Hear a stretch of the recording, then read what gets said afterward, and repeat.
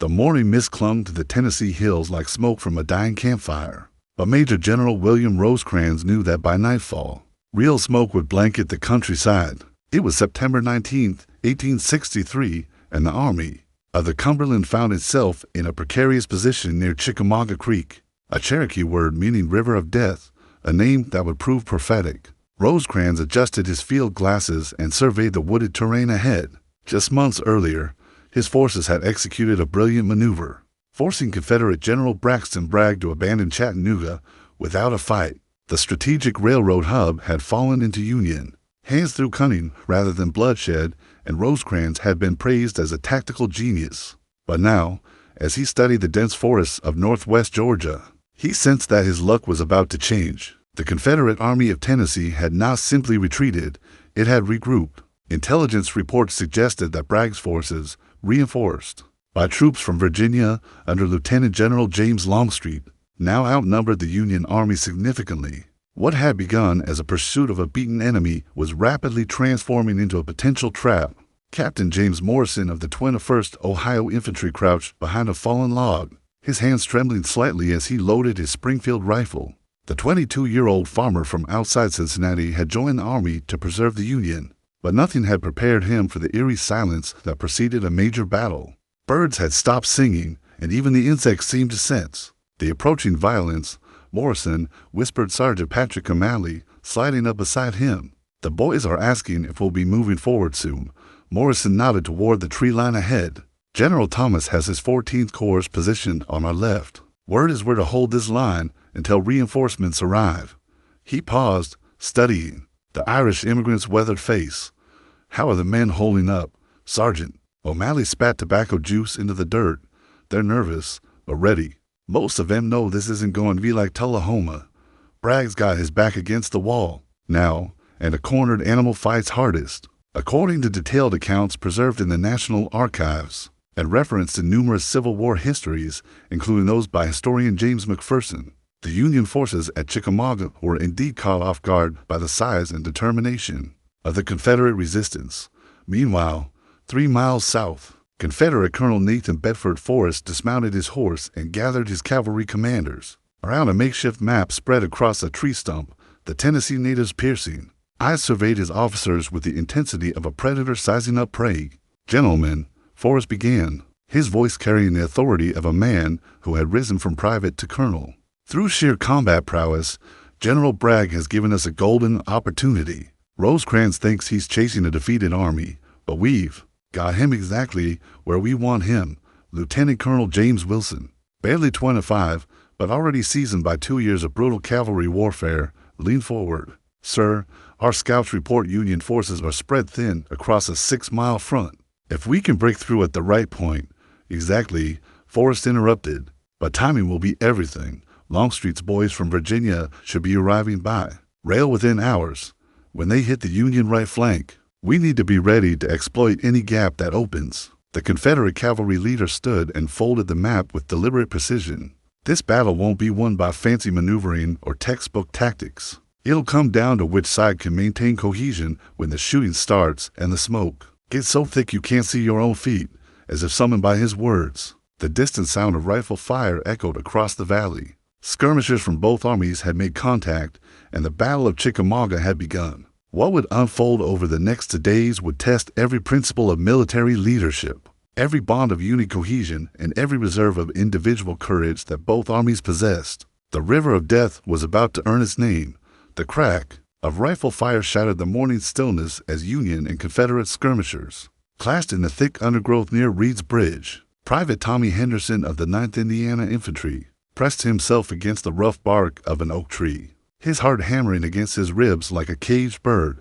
At barely 18, the blacksmith's son from Fort Wayne had never experienced combat, and the reality proved far more terrifying than any campfire story could convey. "Keep your heads down, boys," shouted Lieutenant David Clemens, crawling along the skirmish line. A musket ball splintered bark just inches from his face, showering him with wooden fragments. "Wait for clear targets." The dense forest worked against both sides. Visibility extended barely 50 yards in most directions, and the thick canopy filtered the morning sunlight into an eerie, greenish twilight. Confederate sharpshooters, many of them experienced hunters from the Tennessee mountains, used the terrain to their advantage, firing from concealed positions and then melting back into the woods. Like ghosts, Brigadier General John Beatty, commanding a brigade in Major General George Thomas's 14th Corps, studied the developing situation through his field glasses. The gray veteran of the Mexican War recognized the signs. This wasn't going to be a simple skirmish. The volume of fire and the disciplined way the Confederates were withdrawing suggested a major engagement was developing. Colonel Opdyke, he called to his subordinate, "Send word to General Thomas. Tell him we've encountered significant resistance. This isn't a rear guard. We're facing organized units in prepared positions." 3 miles to the south, the sound of battle reached Confederate General Daniel Harvey Hill, who had arrived from North Carolina just 2 days earlier with reinforcements. The South Carolinian, known for his aggressive tactics and fierce temper, immediately grasped the opportunity developing before him.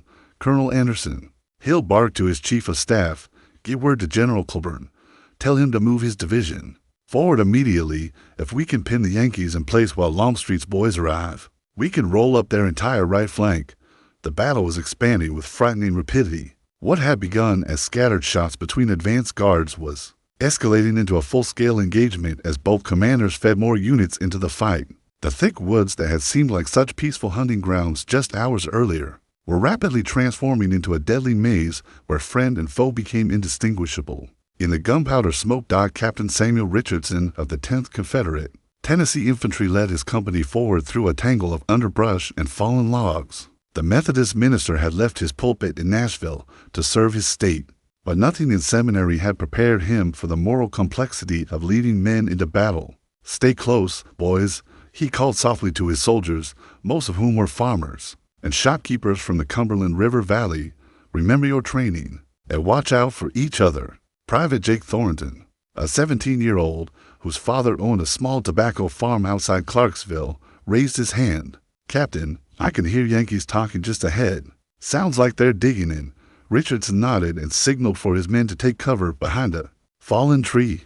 Through the smoke and shadows, he could make out the blue uniforms of Union soldiers frantically constructing breastworks. From logs and rocks, the enemy was closer than he had expected, and the element of surprise was rapidly disappearing. Historical records from the Chickamauga and Chattanooga National Military Park indicate that these initial engagements occurred precisely as described, with both armies gradually committing larger forces as the morning progressed. Meanwhile, at Union headquarters, General Rosecrans was beginning to realize that his pursuit of a retreating enemy had transformed into something far more dangerous. Reports from his division commanders painted a picture of determined Confederate resistance across the entire front, and intelligence suggested that enemy reinforcements were arriving by rail. General McCook, he addressed his 20th Corps. "Commander, I want you to extend your right flank southward.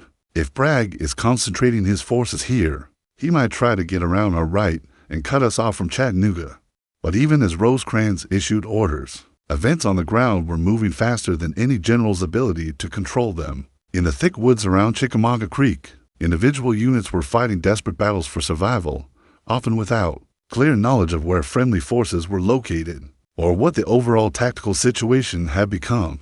The fog of war was descending like a physical presence, and before the day was over, it would claim thousands of casualties on both sides. The river of death was beginning to flow in earnest, and there would be no stopping it until one side or the other achieved complete victory or suffered total collapse. The shrill whistle of the locomotive echoed across the Georgia countryside as the first trainload of Virginia veterans rolled into Catoosa Station. Lieutenant General James Longstreet stepped down from the lead car, his bearded face grim with determination.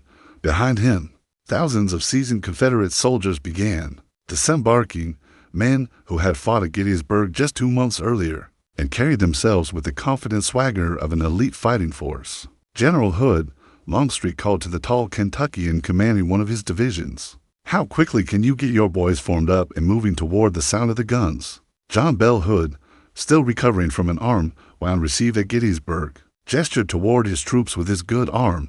"Give me 30 minutes, General. These boys have been cooped up in those cow cars for 3 days, but they're eager for a fight." The arrival of Longstreet's corps would tip the balance of forces decisively in favor of the Confederates. but only if they could be deployed effectively in the confusing maze of forests and creek bottoms that characterized the battlefield. As more trains arrived throughout the morning, the challenge became moving these reinforcements from the railroad to the front lines through terrain that was poorly mapped and crisscrossed with Union patrols. Back at the front, the fighting had intensified dramatically as both sides committed additional units to what was rapidly becoming a battle of attrition. Brigadier General Jefferson Davis, not the Confederate president, but a Union division commander from Indiana, found his troops under increasingly heavy pressure as Confederate forces probed for weaknesses in the Federal line. Colonel Wilder, Davis shouted over the roar of musket fire to his brigade commander, "Can your boys with the Spencer repeaters hold that gap in the line?" Colonel John Wilder, whose brigade was equipped with the revolutionary 7-shot Spencer repeating rifles, nodded grimly, "We can hold, but not indefinitely. Those rebels are coming at us in waves, and we're running low on ammunition." The Spencer rifles gave Wilder's brigade tremendous firepower advantages, but in the thick woods, their rapid-fire capability was partially negated by poor visibility and the difficulty of maintaining clear fields of fire. Confederate forces had quickly learned to use the terrain to their advantage, advancing in short rushes from tree to tree and making the Union soldiers pay for every yard of ground. Private Billy Mackerson of the 98th Illinois Infantry crouched behind a makeshift breastwork of logs and rocks, frantically ramming a paper cartridge down the barrel of his Springfield rifle. The 19-year-old farm boy from outside Peoria had been in the Army for 8 months, but this was his first major battle, and the constant crack of rifle fire was beginning to affect his nerves. "Steady, Billy," called Corporal Michael Bryan. "From the next position over, just pick your targets and don't waste your shots." But picking targets was easier said than done in the smoky twilight of the forest. Confederate soldiers appeared and disappeared like phantoms, and more than once, Union troops had fired on their own men by mistake. The thick woods that provided concealment also created a nightmare of confused identity and friendly fire incidents. According to battlefield studies conducted by the National Park Service and documented in official battle reports, the arrival of Longstreet's forces represented a turning point in the engagement, though their full impact wouldn't be felt until the following day. On the Confederate side, General Braxton Bragg was finally beginning to see the fruits of his strategic patience. For months, he had been criticized by subordinates and superiors alike for his cautious approach to warfare, but now his decision to concentrate forces and fight a defensive battle on ground of his choosing was proving its worth. "General Polk," Bragg addressed his senior corps commander, "I want you to coordinate with General Hill and launch a general assault on the Union left. If we can break through there, we can roll up their entire line." Lieutenant General Leonidas Polk, the Episcopal bishop turned warrior, studied the tactical situation with the eye of a professional soldier. Despite his religious calling, he had graduated from West Point and understood military science as well as theology. "General, the Yankees have Thomas anchoring their left flank, and that man doesn't retreat easily. It might be better to wait for Longstreet to get his full force deployed and hit them where they're weakest." But Bragg was determined to maintain the initiative. Throughout the afternoon, Confederate attacks crashed against the Union line like waves against a rocky shore. Some made temporary gains, pushing Federal forces back hundreds of yards before counterattacks restored the original positions. Others were repulsed with heavy casualties before they could make any significant progress. As the sun began its descent toward the western horizon, both armies had committed nearly all their available forces to the battle. The woods around Chickamauga Creek had become a killing ground, where regiment-sized units maneuvered blindly through the smoke and confusion, often stumbling into devastating ambushes or accidentally firing on their own forces. The first day of battle was drawing to a close, but neither side had achieved the decisive victory their commander sought. As darkness fell, exhausted soldiers on both sides would spend the night listening to the groans of wounded men scattered throughout the forest, knowing that tomorrow would bring another day of carnage that might finally determine the fate of the campaign. Darkness fell over the battlefield like a shroud, but it brought no peace to the exhausted soldiers of both armies. The woods that had echoed with rifle fire and artillery all day now resonated with the groans and cries of wounded men scattered throughout the tangled underbrush. Stretcher bearers moved cautiously through the forest, guided by lanterns that created eerie shadows among the trees. Captain Marcus Webb of the 3rd Confederate Georgia Infantry sat with his back against an oak tree, methodically cleaning his rifle while his men caught what rest they could. The 30-year-old liar from Savannah had led his company through 3 major engagements during the day, and they had lost nearly a third of their strength. Around him, soldiers shared cold rations and whispered conversations about friends. Who wouldn't see another sunrise? Captain, whispered Sergeant Bill Hayes, crawling up beside him. The boys are asking about tomorrow. Word is Longstreet's got his whole corps up now, and we might finally have enough men to break the Yankee line. Webb nodded, though he wasn't entirely convinced. That numbers alone would decide the battle. Tell the men to get whatever sleep they can. Sergeant, tomorrow's going to be worse than today, and we'll need every advantage we can get. 300 yards away, Union Colonel James Barnett was having similar concerns about his regiment's ability to withstand another day of Confederate attacks. The 104th Illinois Infantry had held their position throughout the day, but ammunition was running low and several of his company commanders had been killed or wounded. Major Stevens, he called softly to his second-in-command. "Have you gotten word from brigade headquarters about resupply?" Major Robert Stevens shook his head grimly. "Nothing yet, sir. The supply wagons are having trouble getting through with all the confusion about enemy positions. Some of the boys are down to their last 5 rounds. The logistical challenges facing both armies were enormous. In the thick woods, maintaining communication between units was nearly impossible, and keeping track of ammunition, medical supplies, and food became a nightmare when units were constantly shifting position. To meet new threats dotted Confederate headquarters, General Bragg was meeting with his corps commanders to plan the next day's operations. The Kentucky-born general had finally achieved the concentration of forces he had been seeking for months, but translating that numerical advantage into tactical success would require careful coordination. "Gentlemen," Bragg began, studying a crude map by lamplight, "we have approximately 60,000 men on the field, while Rosecrans can muster perhaps 50,000. Tomorrow morning, I want General Polk to launch a coordinated assault on the Union left, starting from our right and rolling down the line like dominoes." General Longstreet, who had arrived from Virginia with years of experience fighting alongside Robert E. Lee, raised a concern. "General Bragg, coordinating attacks in these woods is going to be extremely difficult. Units lose contact with each other within minutes, and maintaining a proper alignment will be nearly impossible." But Bragg was determined to press his advantage. "We may not get another opportunity like this, General. If we can break their line tomorrow and drive them back toward Chattanooga, we might be able to destroy Rosecrans's entire army." Military historians, including those whose research is preserved in the official records of the Union and Confederate armies, note that communication difficulties would indeed prove to be a major factor in the upcoming days. Fighting, meanwhile, at Union headquarters, General Rosecrans was facing his own set of strategic dilemmas. Intelligence reports suggested that Confederate forces now significantly outnumbered his own army, and several of his division commanders were reporting heavy casualties and shortages of ammunition. "General Thomas," Rosecrans addressed his most trusted corps commander, "I need you to extend your line further to the left. I'm concerned that Bragg might try to get around our flank and cut us off from the road back to Chattanooga." Major General George Thomas, the Virginian who had remained loyal to the Union, studied the situation with characteristic calm. "I can extend the line, but it will mean stretching my divisions very thin. If the rebels concentrate their attack at any single point, we might not have enough reserves to plug the gap."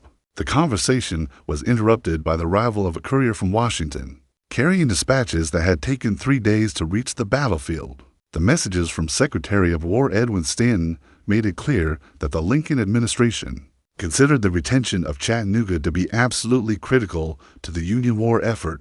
"Gentlemen," Rosecrans said after reading the dispatches, "we cannot afford to lose this battle. Chattanooga is the gateway to the Deep South, and if we're forced to abandon it, we'll set back the entire Union strategy by months or even years." As midnight approached, soldiers on both sides tried to catch whatever rest they could while listening to the sounds of preparation echoing through the darkness.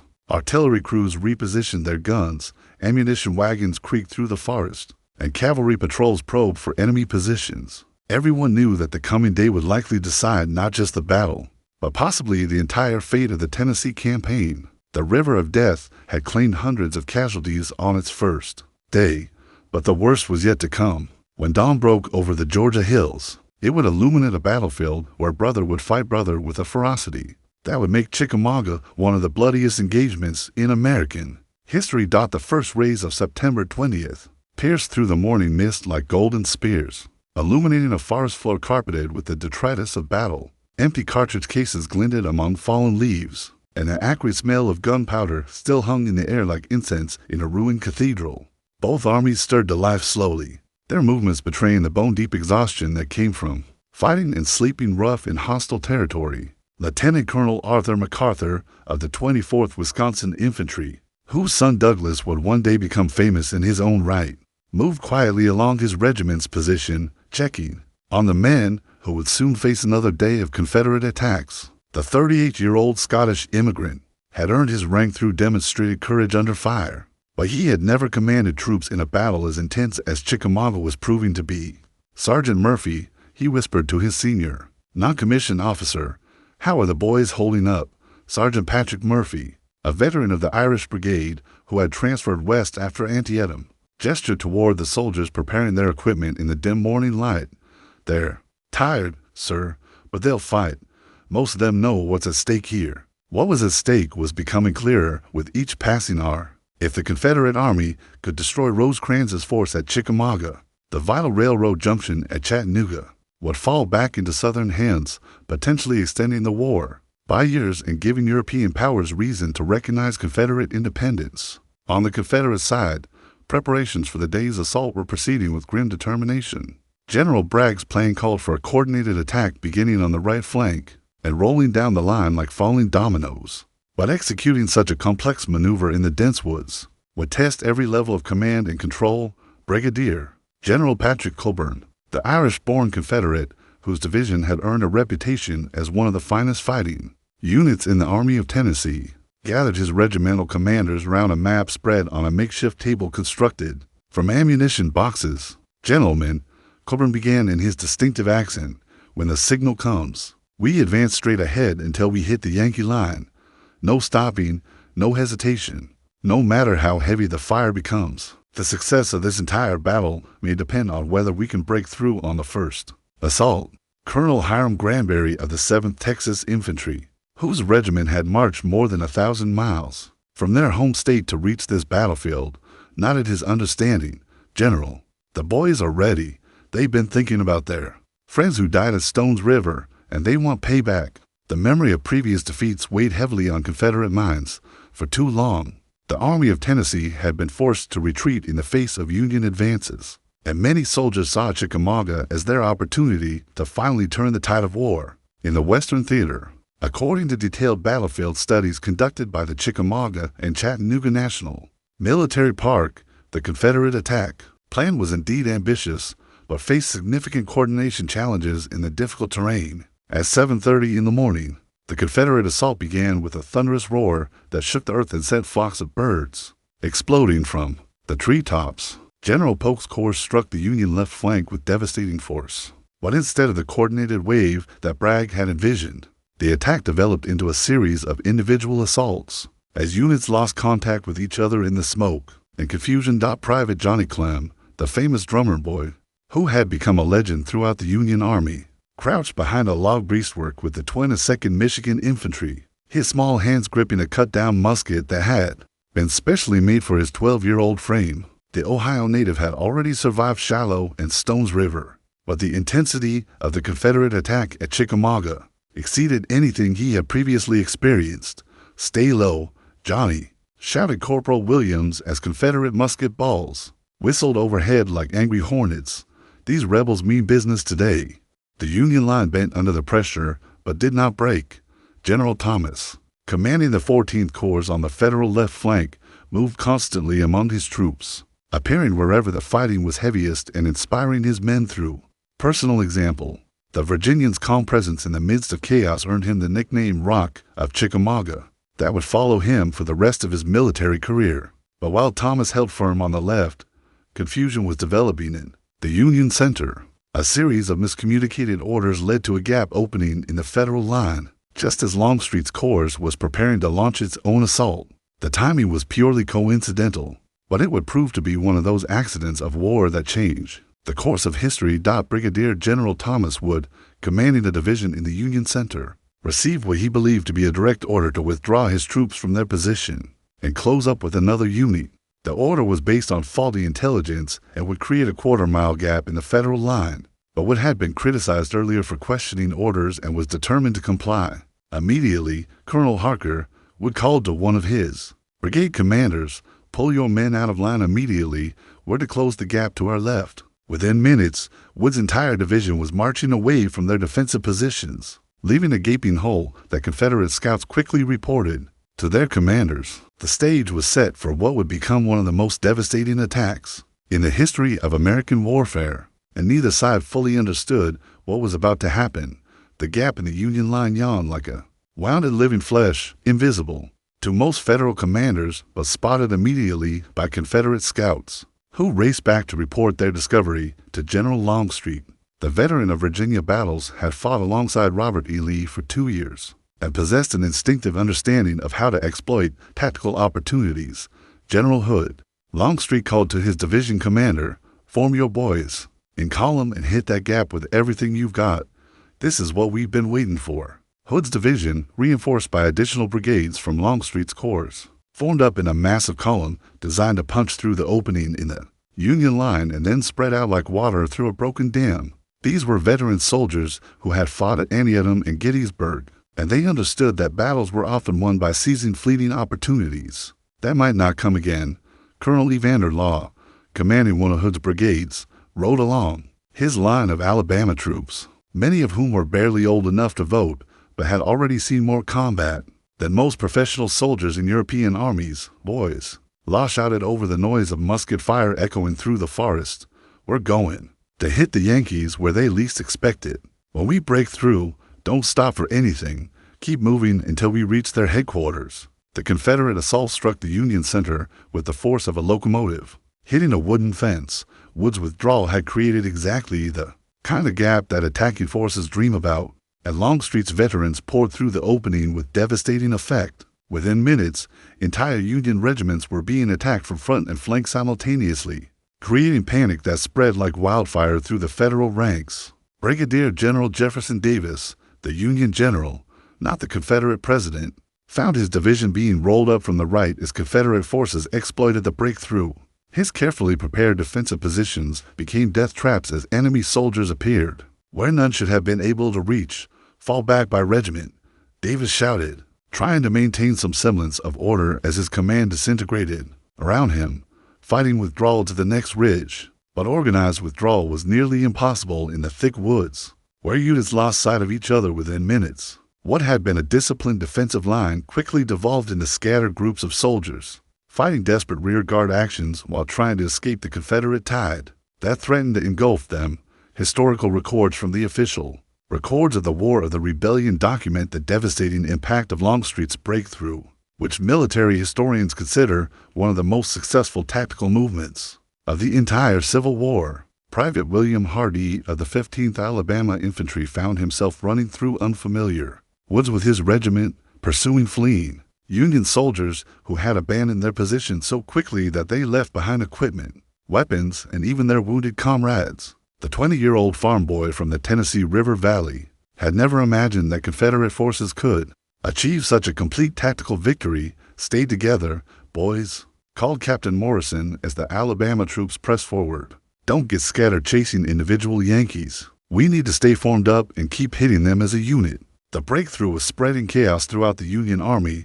Rosecrans himself, caught up in the flood of retreating soldiers, became convinced that his entire army was being destroyed and began making preparations for a complete withdrawal to Chattanooga. The Union commander's loss of nerve at this critical moment would have consequences that extended far beyond the immediate battle. Meanwhile, on the Union left flank, General Thomas was fighting a completely different battle. Unaware of the disaster developing in the center, Thomas continued to repel Confederate attacks with methodical precision, his troops holding their positions despite enormous pressure from Polk's corps. Colonel John Wilder, whose brigade was equipped with Spencer repeating rifles, had positioned his men on a commanding ridge where they could deliver devastating fire into attacking Confederate formations. The Indiana native watched through his field glasses as wave after wave of great lad soldiers advanced across open ground toward his position. Hold your fire until they're within 100 yards. Wilder called to his men, then give them everything you've got. When the Spencer rifles opened up, their rapid fire created a sound like ripping cloth, magnified 1,000 times. Confederate soldiers fell in rows as the 7-shot weapons poured out, fire faster than any muzzle-loading rifle could match. But despite the carnage, Southern troops continued to advance, stepping over the bodies of their fallen comrades to close the distance with their tormentors. The contrast between Thomas's successful defense on the left and the collapse in the center created a tactical situation that neither army had anticipated. Half of the Union force was retreating in disorder toward Chattanooga, while the other half continued to fight effectively against superior numbers. The Battle of Chickamauga was becoming to separate engagements, connected only by the fact that they were occurring simultaneously on the same battlefield. As afternoon shadows began to lengthen across the forest, it became clear that the Confederates had achieved a significant tactical victory, but whether they could translate that success into strategic advantage would depend on events still to unfold. The river of death was flowing faster now, carrying away the hopes and dreams of thousands of young Americans who had never imagined that their country could tear itself apart with such savage intensity. As word of the breakthrough spread through Confederate ranks, General Bragg faced the most critical decision of his military career. Half of the Union Army was retreating in disorder toward Chattanooga, but the other half remained intact under General Thomas on Snodgrass Hill. The Confederate commander could pursue the fleeing Federals and potentially capture Rosecrans himself, or concentrate his forces to destroy Thomas's remaining troops and eliminate organized Union resistance in the region. General Longstreet, Bragg called to his most successful corps commander, "Can you maintain pressure on the retreating Yankees while I redirect Polk's corps against Thomas?" Longstreet, still energized by his breakthrough success, studied the tactical situation with professional interest. "General, if we let Rosecrans escape to Chattanooga, he'll reorganize and we'll have to fight him again. But if Thomas gets away with his corps intact, we won't have achieved the decisive victory we need." The decision would haunt Confederate strategists for years afterward. Bragg chose to concentrate against Thomas, allowing Rosecrans to escape, but ensuring that at least one Union corps would be destroyed completely. It was a reasonable military decision based on the information available, but it would prove to be one of those turning points where history balanced on a knife's edge. On Snodgrass Hill, General Thomas was organizing what would become one of the most famous defensive stands in American military history, with Confederate forces pressing him from three sides and his ammunition running dangerously low. The Virginia native calmly deployed his remaining troops in positions that would maximize their firepower while conserving precious cartridges. Colonel Opdyke, Thomas called to one of his brigade commanders, "Place your men behind that stone wall and tell them to make every shot count. We're going to be here until nightfall, and I don't want to see any ammunition wasted." Lieutenant Colonel Emerson Opdyke, a former teacher from Ohio who had earned his rank through demonstrated competence under fire, positioned his troops with the methodical precision of a mathematics professor solving a complex equation. Every man knew his sector of responsibility. Every company commander understood the chain of command, and every soldier had been told exactly what was expected of him. Private Sam Mitchell of the 36th Illinois Infantry crouched behind the stone wall, his Springfield rifle loaded and ready. The 19-year-old had joined the army to see adventure, but the reality of combat had taught him that warfare was mostly about endurance, discipline, and the ability to function effectively when exhausted and terrified. Mitchell whispered, "Corporal Jake Peterson, you still got that photograph of your girl?" Mitchell nodded, patting his shirt pocket where he kept the daguerreotype of Sarah Williams, the minister's daughter he planned to marry when the war ended. "Right here, Corporal. She's the reason I'm going to make it through this." According to battlefield archaeology and historical research conducted by the National Park Service, the defensive positions on Snodgrass Hill were indeed carefully planned to maximize the effectiveness of limited Union forces against superior Confederate numbers. The Confederate assault on Snodgrass Hill began at 4 o'clock in the afternoon with a fury that shook the earth. It filled the air with smoke so thick that soldiers could barely see their own weapons. Wave after wave of gray-clad infantry advanced up the slope, only to be cut down by disciplined rifle fire from Thomas's veterans. But each attack weakened the Union defense, and everyone knew that the position could not be held indefinitely. Colonel John Fulton of the 11th Confederate Tennessee Infantry led his regiment. In the fourth assault of the day, his sword raised high as he called for his men to follow him. The former Nashville lawyer had practiced oratory before the war, but no courtroom speech had ever required the kind of courage needed to advance across open ground. Under heavy rifle fire, "Come on, boys," Fulton shouted.